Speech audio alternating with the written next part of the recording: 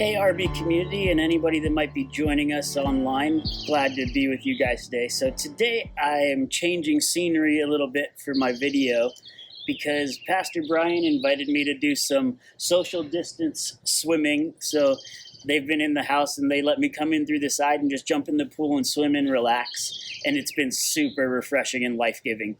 So what I want to share with you guys today in our devotional is just how important it is for us to do things that bring joy, right? And we're in a season where there's a lot of frustration. People are sad. So doing things that we enjoy, things that we love, can really bring us into a state of self-health, really, as we're struggling a little bit. So you guys may have heard me say this before, but you guys have heard of introverts or people that they need to be alone in order to get energy and get life. Like my wife Carolyn joked she'd been preparing for quarantine her entire life. Like she likes to go in and be alone and spend time in quiet. And then there's extroverts who are people that are they like being around people. They like working with people and just being around them all the time, right? So I tell people I'm a swim-trovert. If I want to get life, I need to go swimming. Hey, Aster. Oh, hey. Whoa. We got some visitors. We got Thomas and Cole behind us.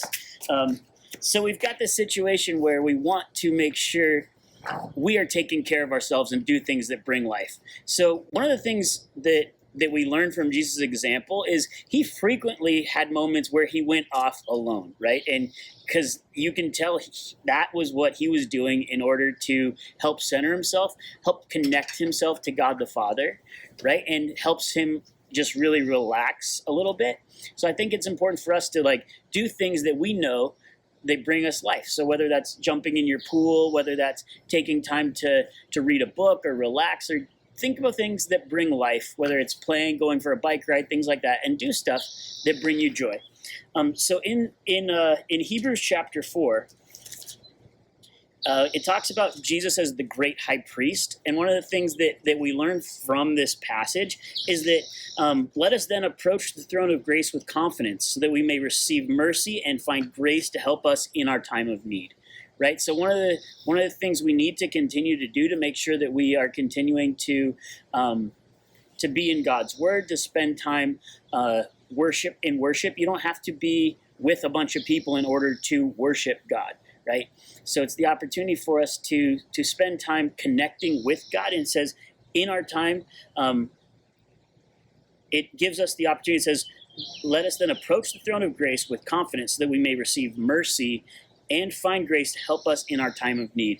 And I think the reality of it is, if we're honest, we're all kind of in a time of need right now.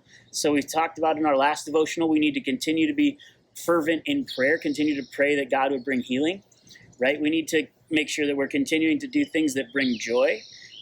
And then I do love that there's another passage in Philippians chapter 4. It's a verse where it just talks about whatever is good, whatever is pure, whatever is right, whatever is holy, whatever is lovely, think about these things, right? So spend time this week making sure that you're taking care of yourself, making sure that you are thinking about good things, because it's really easy to turn on the TV, watch the news, watch the statistics, and get sad and depressed. But it's also really important that we need to make sure that we're putting good things into our body as well, and make sure that you're taking care of yourselves. I can't wait to see you guys again soon. But for now, I'm going to go swimming.